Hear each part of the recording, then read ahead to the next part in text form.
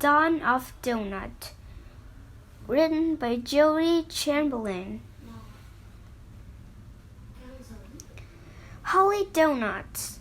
Fluffy, sweet, delicious. These are just a few of the words people use to describe the doughnut, found in the grocery stores, bakeries, and restaurants. The humble doughnut has become a staple of breakfast and snack time throughout the United States and the world. Various forms of fried dough have been popular treats throughout modern history. Tasty, donut-like pastries were often eaten during religious holidays, festivals, and carnivals throughout Europe, Asia, and Africa. The history of the modern American donut, however, begins much closer to home by the shores of Rockport, Maine in 1847. The whole story. Originally, donuts were not ring-shaped or topped with frosting and sprinkles. They were usually round and about the size of a walnut shell. The original donut was mainly based on a recipe from the Netherlands. Dutch settlers made a fried dough dessert called oliekoeks or olie cakes. Oliekoeks are small balls of dough fried in pork fat and stuffed with either hazelnuts or walnuts. People who didn't speak Dutch called them donuts. Elizabeth Gregory lived in Rockport, Maine, and was known for her amazing oliekoeks. She was also the mother of Hanson Crockett Gregory, a ship's captain. She supplied him and his crew with doughnuts for their long travels.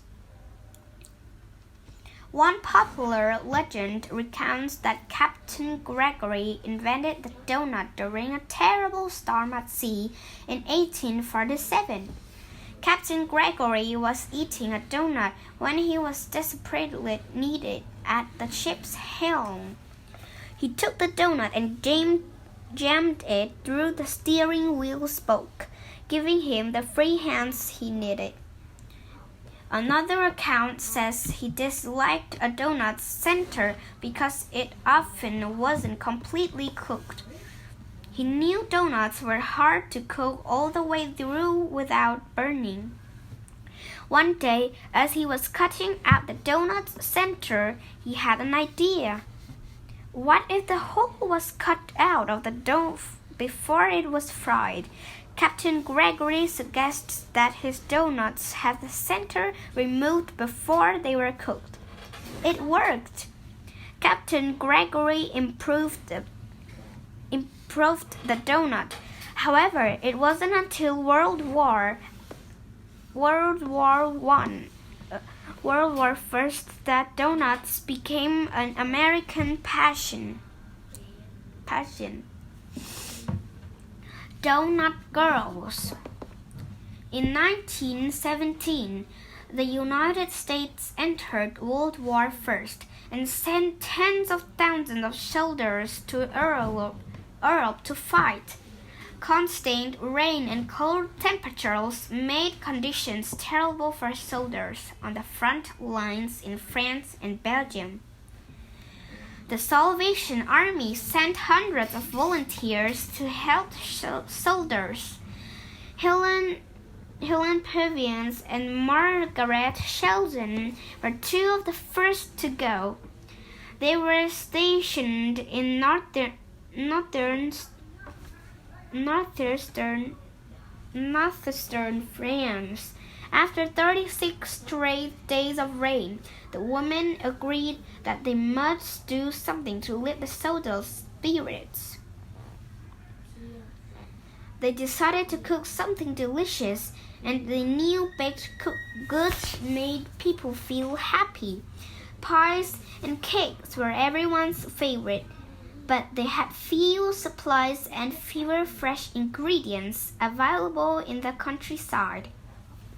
The women decided to make doughnuts because they could be served cold and the ingredients were easily found. Helen and Margaret cooked late into the night. Using a small pan, they fried the doughnuts on an old pot-bellied stove. They served 150 doughnuts the next day to the grateful soldiers. Word about the doughnuts spread quickly, and the following day a long line of soldiers waited for a warm doughnut and coffee.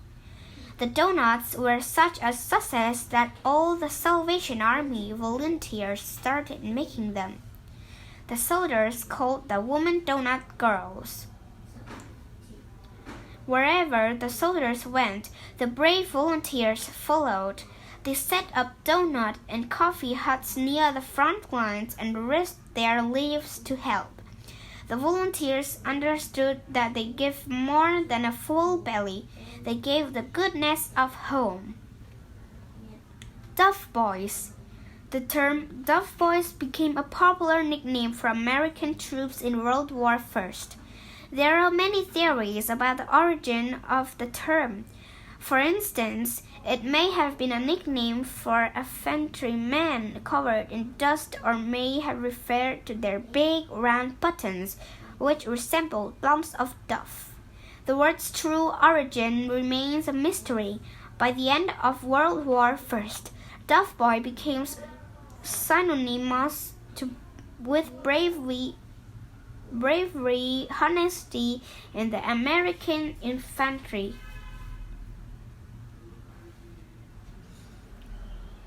Spectator sport. When World War I ended in 1918, many soldiers returned home to the United States, bringing their hunger for doughnuts.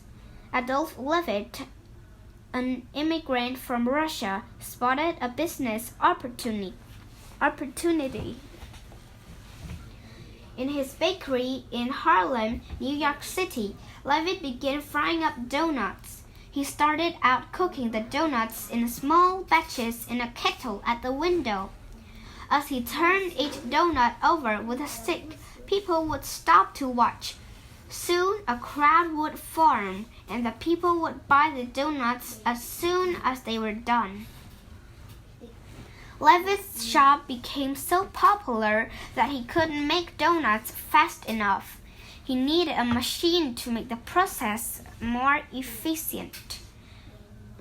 Since such a machine did not exist, he decided to invent one. Working with an engineer, he designed a doughnut-making machine. The first machine didn't work, but they tried again and again. Finally, in 1920, the 12th model was successful. He named it the wonderful, almost human automatic doughnut machine and put his new invention in the window of his bakery. People fell in love with it. The public's fascination with the machine and their love for the relatively affordable doughnut attract people from all over. Everyone wanted to see Levitt's wonderful doughnut machine in action. The first chains. Bakers from all around the country bought Levitt's doughnut machine. Doughnuts were being made in bakeries and delicatessens as well as at festivals and country fairs all across the United States. Levitt's success didn't end with his invention. In 1931, he opened the first doughnut chain, Mayflower Doughnuts. Doughnuts and coffee had become an American staple. Doughnuts also became popular in part because of the automobile. People in the road would stop at doughnut stands that began to pop up along roadways. These stands provided a fast snack for busy people. In many places, donut stands become fun destinations in unto themselves.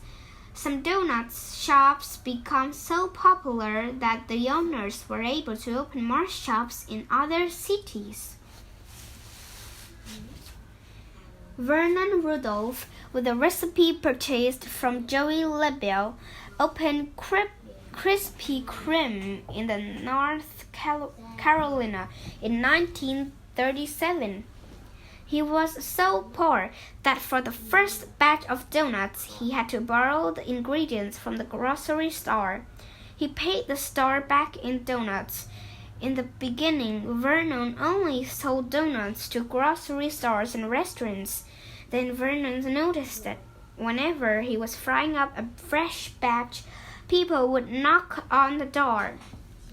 His donuts smelled so good that people walking by couldn't help but stop. They wanted to buy his donuts immediately. Vernon cut a hole in the store wall and began to sell his donuts directly to customers. Doughnut with doughnut. Many doughnut shop owners changed their name doughnut to donut. They felt that simplifying the spelling made the word more pronounceable, recognizable, and uniquely American. By the time the United States entered World War II in 1941, donuts had become a part of American life. Women working for the American Red Cross took a page from the donut girls of World War I and brought soldiers on the front lines hot coffee and donuts. More donut chains. When World War II ended in 1945, the donut was at the height of its popularity. More and more restaurants and chains began to appear. In 1948, Vern Winchell had intended to open a hamburger drive-thru in Temple City, California, but someone across the street beat him to it, so he changed course and decided to open a coffee and donut shop instead. William Rosenberg and a food truck business. He parked his truck in front of a factory, and the workers would buy sandwiches, coffee, and baked goods on their bricks. He noticed that he sold more coffee and donuts than anything else. Since those items were the least expensive to make, he decided to open a donut shop. In 1950, Dunkin' Donuts opened its store in Quincy, Massachusetts.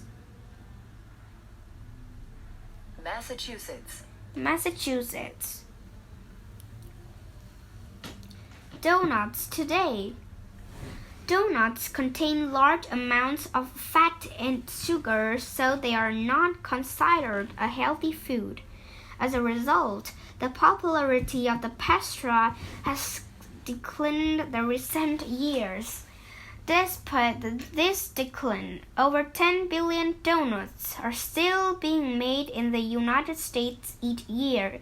Donuts are now a multi-billion-dollar industry, making them highly profitable since the basic donut is made with inexpensive ingredients.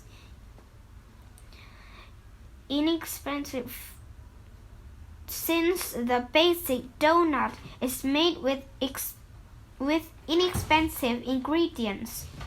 Donuts have been around for many years, and it's safe to assume that Americans will be eating them far into the future. No doubt the humble donut is here to stay.